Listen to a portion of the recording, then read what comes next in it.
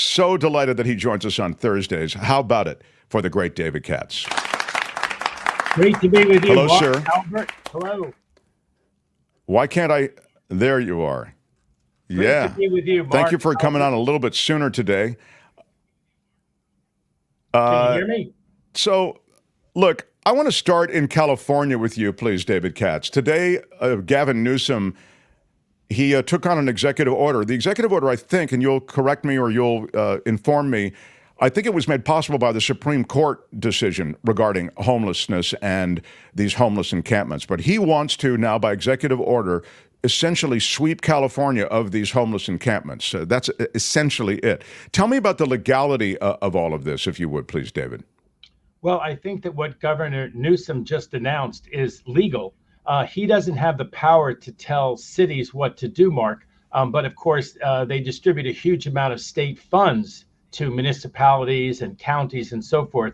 So he certainly has a lot of sway in distributing those funds. He also has direct control over things like Caltrans, the parks in the state. They have a policy with Caltrans about how they're going to deal with this problem. They've been dealing with it with Caltrans, people living, by the freeways and so forth. They have a policy of how they dealt with that, and he's hoping to extend that to municipalities, cities. It's very controversial. It's legal, but what he's doing, but it's very controversial. I think it's been endorsed strongly by the mayor, Democratic mayor of San Francisco, who said that she's going to aggressively move on this clearance. And everyone who's been around San Francisco or been around Union Square is sort of amazed at how the place looks, the feel of it, and how people don't want to do commerce there. They basically destroyed the chain stores and the big glamorous stores that used to be there in Union Square by the St. Francis Hotel, that famous square. And down here in LA, our mayor has said that she's not okay with this. And this was the split on the Supreme Court, Mark, 6-3.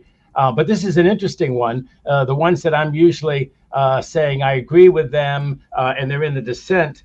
This time there's a lot of issues about the dissenting opinion in this case. The dissenting opinion, Sotomayor, the usual suspects, right, said that sleep is a biological necessity. It's not a crime, and that these folks in that Oregon town didn't really have anywhere else to go in town except to sleep in the outside. And the U.S. Supreme Court said 6-3 that no. Again, the usual ideological split. But the 6 said that it's not cruel and unusual punishment. In other words, Mark, it doesn't violate the U.S. Constitution. These homeless advocacy groups were suing in L.A. and San Francisco, up there in Oregon, all over the place in the Ninth Circuit, which had decided that it was cruel and unusual punishment if a person didn't have anywhere else to go, like a shelter nearby, and yet they were given a ticket or they were arrested for sleeping outdoors. The U.S. Supreme Court reversed that 6-3 and said it does not violate the U.S. Constitution clause, 8th Amendment, against cruel and unusual punishment. Of course, the U.S. Supreme Court decision did not knock down all local laws, all local ordinance. So I expect there still will be a lot of court suits. The homeless advocacy groups, Civil Liberties Union and so forth will continue to sue on behalf of homeless people and make their arguments and say that this is violating other laws and statutes, but it's not violating the Constitution anymore. Newsom very much wanted the U.S. Supreme Court to take that case. He felt that the Ninth Circuit ruling, as long as it was in place, really tied the hands of the Western states in how they could deal with homelessness and, the urban blight that comes with it. Obviously, there's a whole lot of reasons and root causes for homelessness, but there is a certain urban blight. People don't want to go downtown to certain areas in LA or San Francisco. I mean, we've all seen that. And so there is this obvious policy balance that's at play. So the legality is there, and it sounds to me like it's logistics because, as you say, various communities and municipalities have control over their own future in terms of how they're going to handle the homeless situation, right? Well, here's how the governor has dealt with this so far with the agencies that he directly controls, Mark. The state provides 48 to 72 hours advance notice. The state officials work with local service providers to connect homeless campers with services and housing. They collect the personal property at each site and store it for at least 60 days. So the idea is that there is some transition. And again, I don't want to get into the whole debate, which is just intractable between the various sides of the homeless crisis. A lot of people say there just should be an awful lot more affordable housing, and why doesn't the governor spend billions and billions of dollars on more affordable housing? I would point this out. Remember, there was an initiative out here in California which barely won. They thought it was going to be very popular to spend more money on the homeless. It turned out not to be very popular. It just squeaked through. But here's a statistic I just saw. Newsom threw all his political weight behind a ballot measure earlier this year to allow the state to borrow nearly $6.4 billion to build 4,350 housing units. Now think about that math: $6.4 billion to build 4,000 units. This is why people have real reservations about the money that we're spending on the homeless crisis. There used to be these things like in the Tenderloin, and of course the Tenderloin in San Francisco has its own problems, but there used to be these tiny rooms, but they'd have a key, so you'd have privacy and security. People would rent a tiny room, they'd stay in the tiny room with a lock, they'd use the bathroom down the hall, they would rent those places really cheap. There were a lot of them, and then people didn't like them. Now we don't seem to have so many of them. There's certainly a lot of pressure not to build those kinds of units. But you see that the state is spending, I'm not making this up, $1 million per unit. And you think to yourself, that's not sustainable. The public is not going to go with $1 million per unit. They're not going to go with $6.4 billion to build 4,300 housing units. That's not different buildings. That's basically those apartments, the 4,300 apartments for $6.4 billion. And, in New York, they say, Mark, that there is a right under state law, a right to housing. That was one of the things when the migrants arrived in New York City, right? And New York City, and of course the ACLU and the other groups went to court and said, hey, under New York law, there's a right to housing. These people's right to housing, whether they're here as migrants, whether they're here, whatever they're here as, they're here. And as people in New York, they have a right to housing. And that is why they ended up spending $400 a night for hotel rooms for tens of thousands of migrants. And the mayor, even though he's a Democrat, freaked out and said this migrant situation is unsustainable. They're all arriving in New York City. We can't spend $400 a night for hotels. And there's a suspicion that the mayor down here, Bass, who doesn't agree with Newsom's order or the whole direction of the U.S. Supreme Court decision or of Governor Newsom, but there hasn't been transparency of where those funds are being spent. And people are really worried that what they're going to is $500 a night hotel rooms. And that's, of course, one way to house the homeless. But again, the public will not stand for this, in my opinion. It's not a legal opinion. It's a political or philosophical opinion. But I just see it writ large on how these ballot measures came out, and this one passing by a razor-thin margin, that people will not pay unsustainable amounts for either hotel rooms or to build units at $1 million a piece, in my opinion, apartment. Yeah, and I've talked about it before. It's the homeless industrial complex. I mean, that's what's going on. As you say, so much money goes in, and it's unclear as to where that money actually ends up. So I think you've pointed up something that we're all hip to now. I mean, we all vote for the bond measures. We all vote for the additional taxes. We all vote for the billions, and then the situation just seems to deteriorate further. Well, who doesn't have a big heart when you see how unaffordable housing is? They're not building new housing. And a lot of the majority of homeless people are not mentally ill. They're not, weirdos. They're people who would love to be living in an apartment or house, but they can't afford it here in Well, some of these encampments, though, David, are really dominated by drugs. And fair enough. I mean, it's a pretty. I used to live 40 feet from one, and for 10 months we lived 40 feet from, and it was scary. So. They used to come. They used to come and use the water because there was a water spigot outside the house and fresh water, and it was fine. I really didn't mind it as long as they didn't like leave the water on, whatever.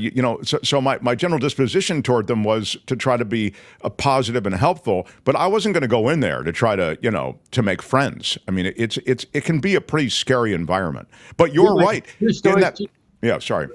No, you go ahead. I was just going to say, within that scary environment, there can be kids and families, and I mean, so it's a very complicated situation. But what is not complicated is the fact that there is a tremendous waste of money in California when it comes to treating this homeless problem. And you and I agree on that, and I think most others do. I have to move on to another issue, and that issue is Donald Trump and ABC. So Donald Trump had a lawsuit, and he got a pretty good break, I think, a legal win against ABC Television. I wonder if you could speak to this. It's a defamation suit, right? Well, this is more in my wheelhouse because it's a legal question. There's a doctrine called collateral estoppel. And if an issue has already been decided against you, you're not supposed to be able to raise that issue if it's very, very close or identical in another court. So the argument by ABC and Stephanopoulos, because he's being sued for defamation for calling Trump a rapist. And in the trial in New York, the civil trial, he was found liable for sexual assault on E. Jean Carroll, but not for actually raping her. That issue came before the judge, the federal judge in New York. And he said, there was really only a minimal difference between rape as interpreted under the New York law and sexual assault. And maybe this was technically only sexual assault, but they're very, very close. So the argument is that it's already been found by a judge already that rape is so close, so minimally distant from sexual abuse that summary judgment should be entered on behalf of ABC and Stephanopoulos. The federal judge down there, she's the chief judge. She's the one who, according to the New York Times, spoke to Judge Cannon and said, maybe you're kind of inexperienced and you could be accused of bias. Why don't you give up that Mar-a-Lago case? So she seems like a very competent with it judge. She's the chief judge down to the federal court. She said, that issue is not identical. That issue is not close enough that I can grant summary judgment. So the case proceeds. It doesn't mean Trump is going to win it. It just means that right now, ABC and Stephanopoulos right now did not win it. They were trying to win it right now and say, another federal judge already ruled on this issue that the rape that Trump was not found liable of and the sexual abuse on the same person, the same time, E. Jean Carroll, that he was found liable, were so close that you can't even sue ABC and Stephanopoulos for saying it was rape when it was sexual assault. Because a federal judge has already ruled on that exact issue. She said, no, it really was in a different context. And so the case proceeds. No big victory for Donald, just not summary judgment granted right now on behalf of ABC and Stephanopoulos. He's, of course, taking a victory lap because, he plays the media moment of it, but as you say, but and it's not wrong that it is something of a victory for him, but it's not a victory in the case, is what you're saying. Right. I think down the road, if that case ever does get to trial, I don't think that I don't think a jury is going to rule on behalf of Trump that he was defamed and has damages and everything else. But, the case may settle at this point. If Trump isn't elected, and I think with Kamala Harris, his chances went down of being elected again. All of these cases are going to have a totally different trajectory, right, Mark, than they do now. He'll want to make a global settlement of his criminal cases. He'll want to pay enough to these civil claimants. I think he's going to lose interest in this case. This is, I think, just a show-off case. It's like, think about the case he's making. The man has been found liable by a jury, upheld by a judge as having had a fair trial, that he sexually abused this woman, right, inside this dressing room at Bergdorf Goodman's in New York City. And that he didn't rape her because the sexual abuse, it's so close to between rape. If somebody puts a foreign object inside your body involuntarily in your vagina, boy, it sure sounds an awful close to rape to me. But apparently there's some technicality in it. And so the jury came back that it was not rape, at least under the definition of New York law, but it was sexual assault on her. It sure looked to me like a lot of indications, allegedly, I better say that before I get joined to the lawsuit from Trump. It sure looked allegedly like something that is so close. You can't imagine a jury ever finding, well, wait, when you were a sexual assaulter and someone said that you were a rapist, oh my God, your reputation was so terribly destroyed because they didn't keep it straight. And it was an interview show. It was said just one time. So they'll probably settle this case, Mark, when it all shakes out after November. On to a bizarre case. You're just the guy to weigh in on this, though. And Commissioner Albert, you'll appreciate this as an abiding sports fan.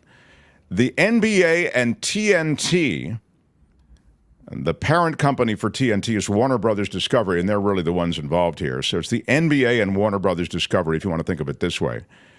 They look like they're into what will likely be a legal entanglement that will be serious. I mean, this is over the rights to the NBA. And the NBA had a deal with Warner Brothers Discovery, and Warner Brothers Discovery is saying that deal is that we can match any other deal that anybody else comes forward with to get the rights to basketball. And Amazon came forward with a package that the NBA ultimately took, and and Warner Brothers Discovery, and this is kind of interesting, they didn't do anything. They kind of let the whole thing happen. And then at the very last second, they said, you know what, we're going to match that deal, a $1.8 billion deal.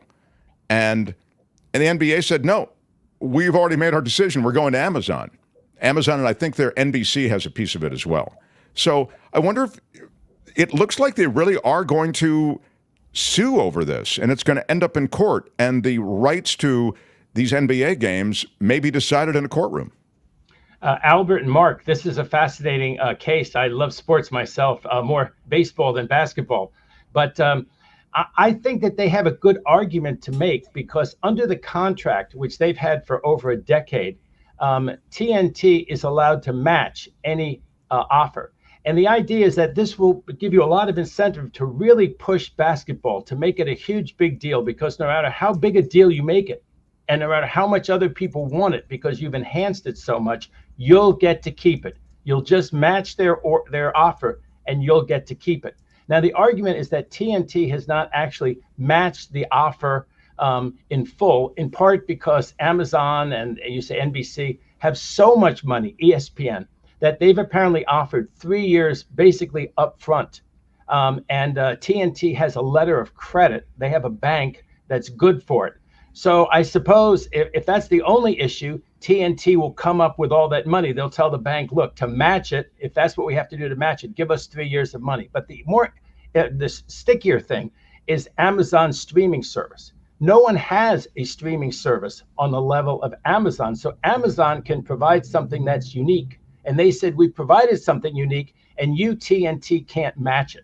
And that's what the court's going to have to grapple with in the lawsuit, which I think will happen this year. And this is, of course, the last year of that contract. So TNT will have basketball all this year, and they'll be wrangling in court about this. But I think their argument will go something like, if that's so, there's a value to that, and we'll pay that value. We'll come up with our own streaming service. You with me, Mark? Yeah, We'll in fact, I'm just going to ask you, could a judge decide what that value is? A judge could decide what that value is, and I think this may be an antitrust violation. They may say, Amazon, you're now barging into this, right? You're now barging into, if they have a monopoly on a streaming service, I know other people have streaming services too. If there's anything monopolistic or anti-competitive about it, I think TNT will make that argument. If you can just go have your own streaming service, and on that I'm no expert, but I imagine that TNT would say, we will come up with a streaming service, and they'll put everything into it. And of course, huge investors will back TNT. So I think TNT has a very good chance of prevailing, because at the end of the day, they have a right under that contract to match. And they want to keep that contract. I think they'll do everything to match. People will come into their corner, right? They'll be part of their syndicate in the best sense of the word. They'll have a streaming service that will be comparable to what Amazon, they won't want to lose that contract. It's worth so much money to TNT and the company that you said that's behind them. And just one last thing on it, there's a show inside the NBA with Charles Barkley and Shaq, and that has become really fraught. And I guess Charles Barkley has said he's going to start his own production company and try to somehow keep inside the NBA, no matter where the NBA games end up going. So stay tuned to that one, because I think this one will be a really fascinating lawsuit, where law meets sports. Always a fascinating area if you love sports and law. Well, live sports is a huge profit center that still remains because what's happened is with delayed viewing, people are able to take in content in ways that sort of allow them to skip over ads, this kind of thing. And so the only sort of locked in revenue is around live sports. It becomes a great platform for you to promote other shows. And as I say, to get ad revenue there. So we were talking before the show started about Barkley and those guys from inside the NBA maybe coming here to YouTube. I mean, YouTube is a great platform. It's completely accessible. And now you have YouTube TV, et cetera. And the popularity of those guys may be such that they really don't need a TNT or Amazon NBC anymore. They can do their own thing, you know? Well, that'll be fascinating to see. Yeah, there they are. I mean, who would have thought that such a profit center would become so much and so completely empowered that they could actually break off from the very sport that they are connected to, and they could start their own thing. But that's what they could do. I mean, they could literally not exist on these platforms and just do their own show. And I don't know. I see it actually as a very viable business model. But Mark, can we spend one more minute on Trump's complaint to the Federal Election Commission about Kamala Harris? Kamala Harris money, yeah, please. Yeah, that's going nowhere. If anyone's worried about that, the Federal Election Commission has 3 Democrats, 3 Republicans. They're very slow moving. They're not going to do anything on behalf of the Trump campaign in the next week or in a short amount of time. This is a slow moving administrative agency which does not have a Republican majority. I think Trump is just trying to put this out as a press release. And of course, the reason that the case is so idiotic is because it was Biden and Harris. If they had picked somebody who wasn't Harris, this might be an interesting issue. But having collected the money for Biden, Harris, and Biden not running and endorsing Harris, it's pretty clear that Harris is entitled to the Biden-Harris money. So this is a waste of time going nowhere. But what a fascinating week we just had, huh, Mark? Yeah, and just because you've mentioned Harris and one of the people she's considering for number 2 on the ticket is Mark Kelly, you can explain that Mark Kelly could continue in his role as senator, even if he was chosen by Kamala Harris. Well, that would be the McCain situation. McCain kept his Senate seat when he ran for president. He didn't have to resign. And then he ended up, not winning against Obama. And he just kept right on with his Senate seat. And that's, I think, what would happen with Mark Kelly, the former astronaut. I think that he would run very well in those blue wall states, as well as give them I think they would win Arizona. I think with him, they would win Arizona. And then I think that he'd be a very good candidate in those 3 blue wall states, Wisconsin, Pennsylvania, and Michigan. Yeah. I mean, those are you absolutely have to have those 3 to win. But they'd also have Arizona. They could lose one of them if they had Arizona. And, strange things happen. Michigan may be a difficult state to win. That's where Trump had one of his big rallies. It's got all the issue with protectionism. It's got apparently some people who don't like the Biden-Harris ticket over the Palestine and Gaza. So you could lose Michigan if you picked up Arizona. I think the math still works out. But it's been really fascinating to see, who's going to be picked. My wife said to me the other day, she said, "Oh my God, but then they might lose the Senate." It's like, wait a second, they win the presidency, they keep Trump from having another term, and you take the risk that the Senate ends up being 51-49 Republican. Take that risk. This is funny, but this is what happens when you lose senators. You lose Joe Manchin, who I think is corrupt. I mean, in the legal way you can be corrupt in this country, essentially a tool of the mining industry, coal industry, and big pharma as well. His daughter, you can Google it, her relationship with pharmaceuticals and jacking up prices, but you lose him because now he's an independent, so he's not a Democrat. And then the other ways that you look at this, Menendez in New Jersey, he was just found guilty. We talked about the case here with David Katz, and now he is resigning from the Senate. So you begin to lose a couple of senators here and there, and as you suggested with that razor thin margin, I mean, it can matter. So Mark, two things. I did predict that Menendez would be found guilty and that he would resign his seat. I'll call it just one for Katz. Yeah. Thank you very much. But yes, that does. And for Manchin, I have my own doubts about Manchin, but I'll say this for him: he provided an awful lot of votes for the Biden agenda. That's why I'm saying that's what I'm saying. I always, everybody said Manchin, get rid of him. He should become a Republican. Blah, blah, blah. Whoa. You got to count the votes. This is very important. So, David, I love our time. Thank you, and appreciate you coming on a little bit earlier today. So great to be with you. I'll be on next Thursday at the usual time. At the usual noon. time, sir. Yes. Usual time, noon next Thursday. Great to be with you, Mark. And all right, hi, David. Albert. Albert, anytime you want to talk sports with me on the air with Mark, we may lose some of our audience, but we'll have a great time. Love sports. Albert, you should jump on occasionally with Albert. Thank you. Me, Michael Shore. We just all the guests love just to talk about sports. So yeah, we should just have all the guests on and we'll talk sports for one segment. That'd be fun. Maybe the after party. Maybe the after party. That might be the play. All right. See you, David. Thank you. Hi, it's Mark, and I thought that was great. Hit the notification bell. You'll know whenever there's a new video being dropped, and please subscribe to our channel to help us save the universe.